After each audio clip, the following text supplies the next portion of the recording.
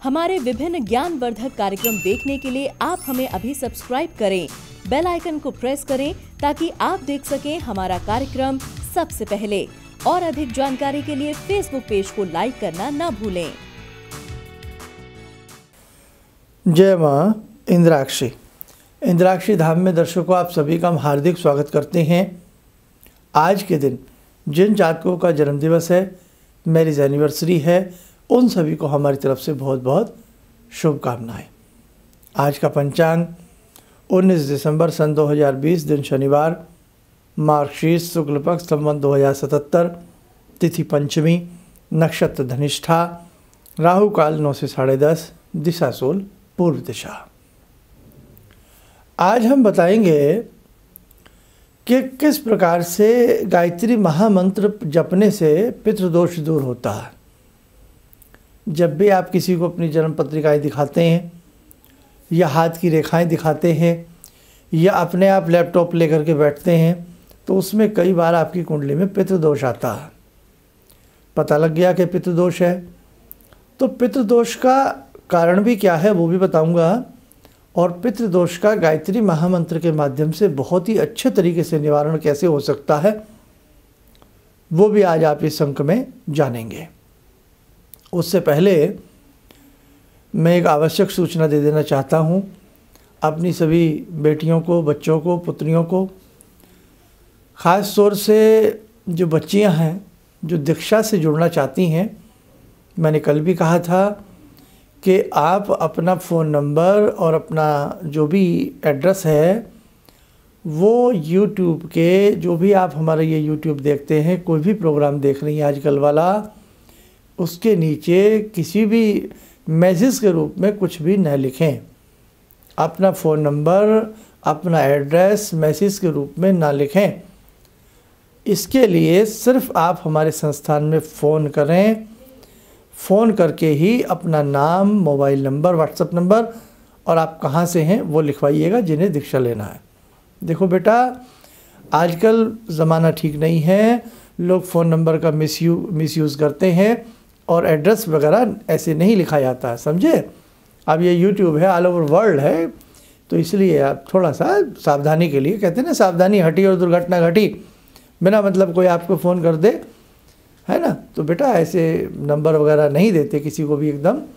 तो उसके लिए आप जब भी कोई जो भी हमसे दीक्षा लेना चाहते हैं तो वो उसके लिए आप हमारे संस्थान में फ़ोन करके ही अपना नाम वगैरह लिखवाइएगा, है ना। और हमारे संस्थान में जो बच्चियां हैं वो आपका नाम नंबर लिखेंगी। अब दूसरी शिकायत आपकी कि पिछले कई रोज़ से हमारे फ़ोन नंबर बहुत लोगों को मिल नहीं रहे हैं। तो ये शिकायत इसलिए है कि लाइनें बिल्कुल बिज़ी हो जाती हैं। सुबह जैसे ही 10 साढ़े 10 बजे फ़ोन खुलते हैं, आप लोगों का प्यार उमड़ पड़ता है। दीक्षा के लिए हज़ारों लोग रोज़ अपना नामांकन करा रहे हैं, इसलिए करीब करीब सुबह के समय बहुत ज़्यादा लाइनें बिज़ी रहती हैं। उसके बाद दोपहर में थोड़ा सा कम होती हैं, फिर शाम को बिज़ी हो जाती हैं। तो ये 2-4 दिन ऐसे रहेगा, क्योंकि इतना बड़ा देश है, इतना बड़ा विश्व है, न जाने किस किस कोने से लोग अपना नाम नंबर लिखवा रहे हैं। तो आप थोड़ा सा, अगर आपका नंबर नहीं मिलता है, वेट कर लीजिएगा, 1-2 दिन में आपका नंबर लगेगा और आप हमारे संस्थान में अपना नामांकन करा सकते हैं दीक्षा के लिए, समझे। फिर लास्ट बार कहता हूँ कि किसी भी वीडियो के नीचे जो भी कमेंट बॉक्स में किसी भी तरह से अपना फ़ोन नंबर, अपना नाम, एड्रेस आदि ना लिखें बस। बाकी आपको कोई भी सुझाव देना है कमेंट बॉक्स में जाकर के, वीडियो कैसी लग रही है या क्या है क्या नहीं है, या कोई क्वेश्चन है, वो चीज़ें आप जो जैसे लिखते थे वैसे लिखते रहिए। अब आते हैं आज के टॉपिक पर। आपकी जन्म पत्रिका में जब भी शनि सूर्य का वास होगा, शनि सूर्य राहु का वास होगा, चंद्र शनि का वास होगा, चंद्र सूर्य का, चंद्र केतु का वास होगा, चंद्र राहु का वास होगा, सूर्य केतु का होगा, सूर्य राहु का वास होगा, तो ऐसे कई कारण हैं और भी अन्य कई कारण हैं जिसकी वजह से व्यक्ति के जन्मांक में ये पितृदोष बन जाता है। पितृदोष का यही मतलब नहीं है कि आपने एक नारियल पे धागा लपेटा और पानी में डाल दिया, पितृदोष का ये मतलब नहीं है कि आपने 1 घंटे का हवन किया और पितृदोष से आप मुक्त हो गए। पूर्व जन्म के न जाने कैसे कैसे हमारे कर्म होते हैं, तब ये पितृदोष हमारे ऊपर आरूढ़ होता है। देखो साधको, हमने जैसे ही जन्म लिया बालक ने, अब बच्चा चाहे 1 घंटे का है, 1 घंटे बच्चे की जन्मपत्री बनाई गई और उसमें आया शनि राहु का वास या उसमें आया सूर्य राहु का वास, कहने का भाव पितृदोष उत्पन्न हुआ। अब पितृदोष उत्पन्न हुआ, अभी तो उस बच्चे ने कोई कर्म भी नहीं किया, कैसे हुआ? पूर्व जन्म के आधार पर। पूर्व जन्म के आधार पर यदि किसी जातक की जन्म पत्रिका में जब पितृदोष आता है तो वो 1 दिन की माला घुमाने से, 1 दिन के यज्ञ करने से पितृदोष नहीं मिट सकता। इसके लिए जीवन में अच्छे उपायों की आवश्यकता होती है। आप ज्योतिष के विद्यार्थी भी हमारे बनने जा रहे हैं सभी, इसलिए किसी भी मर्ज़ को दूर करने के लिए हमें गंभीर चिंतन और अच्छी दवाइयों की आवश्यकता होती है। ऐसे ही किसी भी आपकी जन्म पत्रिका में किसी भी ऐसा कोई कुयोग हो, ऐसा कोई योग हो, ऐसा कोई दोष हो, उससे मिटाने के लिए, दूर करने के लिए हमें उपयुक्त उपाय की आवश्यकता होती है। आप भी कल को राय दे सकते हैं अच्छी ज्योतिष सीखने के बाद। अब समझिए, पितृदोष दूर करने का बहुत ही नायाब तरीका कि आप गायत्री मंत्र का अनुष्ठान करें या प्रतिदिन नियम बना लें, कम से कम 3-4 महीने गायत्री मंत्र की 3 माला करें और इन बिटवीन जो भी अमावस्या आती है इन 3 महीनों में हर अमावस्या को विशेष प्रकार से ब्राह्मण को बुला करके पितृ शांति हेतु यज्ञ कराएं। अमावस्या के दिन ब्राह्मणों को कोई ना कोई, ब्राह्मणों को या किसी ज़रूरतमंद को या पक्षियों को गौशाला में दान पुण्य करें, तब जाकर के पितृदोष से मुक्ति मिलती है।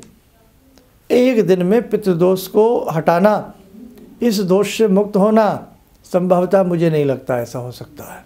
आप खुद बताइए, बच्चा पैदा हो रहा है, पैदा होते ही बच्चे की जन्मांक में, जन्म पत्रिका में ये दोष बन रहा है, यानी कि पूर्व जन्म में कोई कर्म ऐसे रहे हैं उस बालक के कि जिसकी वजह से ऐसा हुआ है।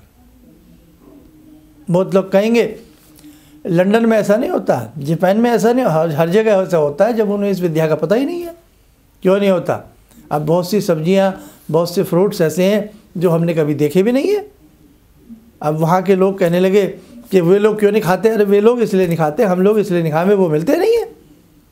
आज भी शहरों में चले जाइए, कहाँ मिलता है प्योर घी, और गांव में जाइए, आज भी वैसी बात नहीं है। जिनके यहाँ है आज भी उन्होंने प्योर घी मिलता है, आज भी गऊ का दूध मिलता है, सब कुछ मिलता है। हम लोगों का शहरी जीवन तो डिब्बों और पैकेटों में बंद होकर के रह गया है। पैकेट में दूध आता है, आजकल तो जो मुंह पे लपेटने की क्रीम है उनमें दूध मलाई आती है, वैसे दूध मलाई मिलती नहीं है। क्रीमों में आती है ना कि इसमें दूध भी है, मलाई भी है, दूध मलाई चपेट लीजिए, लेकिन खाने को मिलती नहीं है। दुर्भाग्य है हमारा, कंपनियां ऐसा चूना लगा करके हमें सामान बेचती हैं।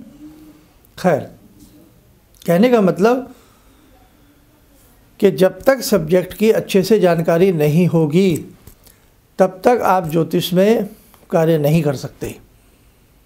और दूसरी बात, ये विद्या एक ऐसी विद्या है ज्योतिष की, ये ऐसा नहीं है कि किसी विशेष संप्रदाय के लिए है।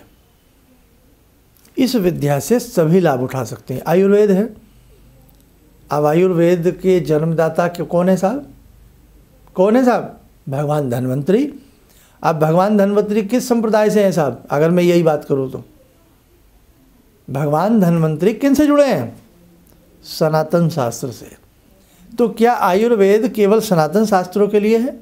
नहीं साहब, आयुर्वेद से पूरा विश्व लाभ उठा रहा था। पूरे विश्व में आयुर्वेद की ब्रांच है। न ये हिंदू देखता, न ये मुसलमान देखता, न ये सिख देखता, न ये ईसाई देखता, सबके लिए है।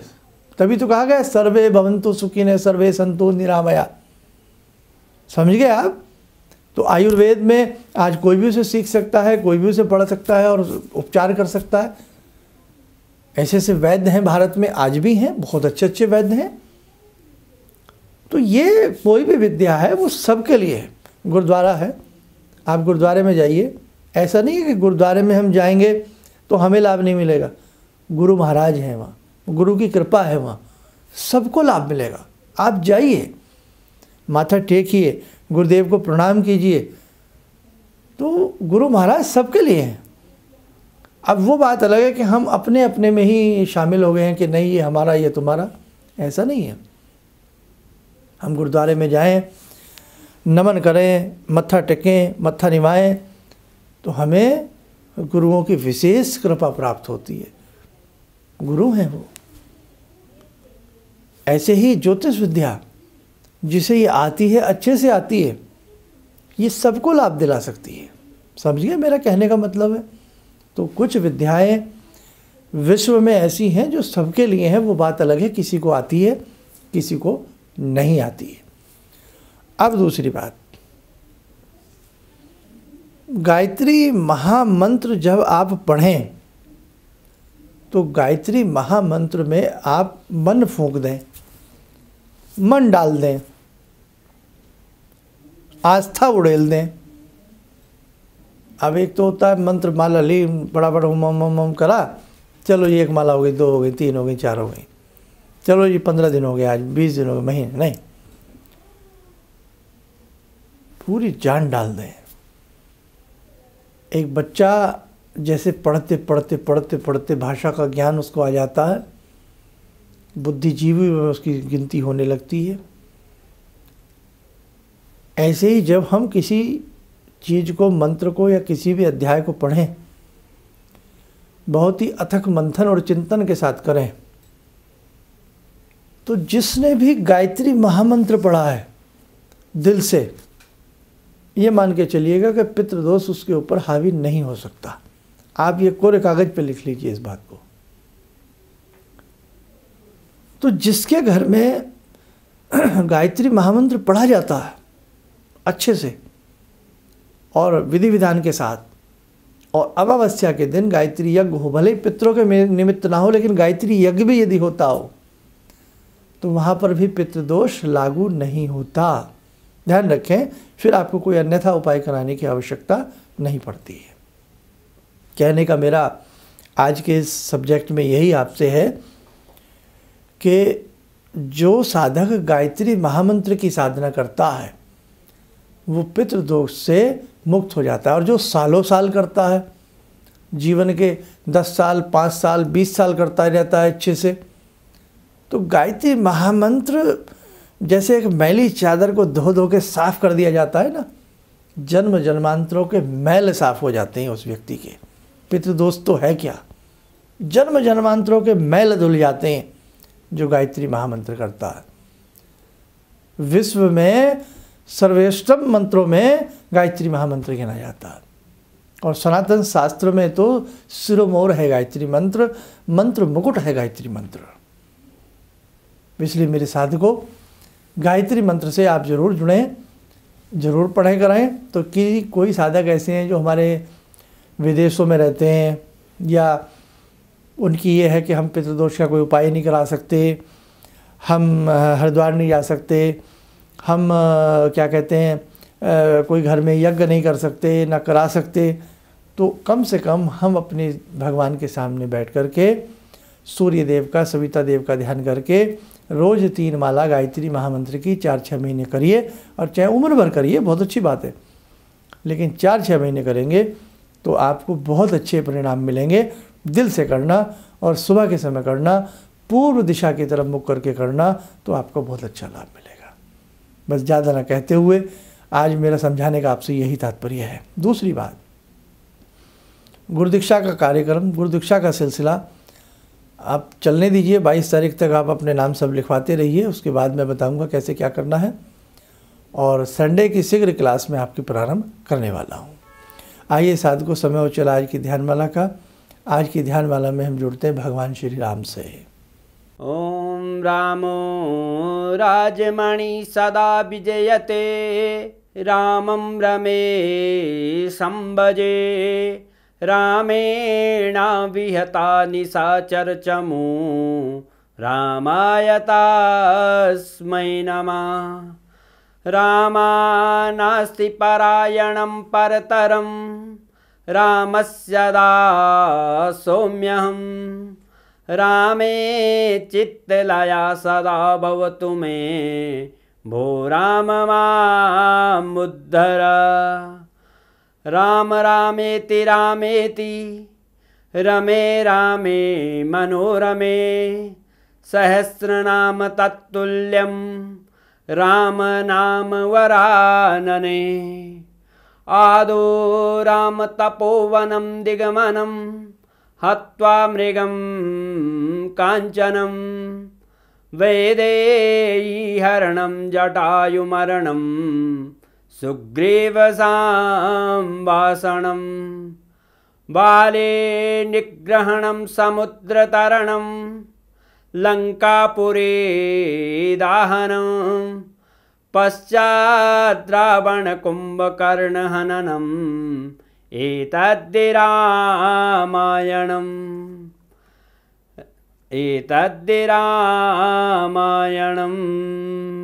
कवच बना लें, ध्यान करें, राम जी का आशीर्वाद हम सबके ऊपर बरस रहा है।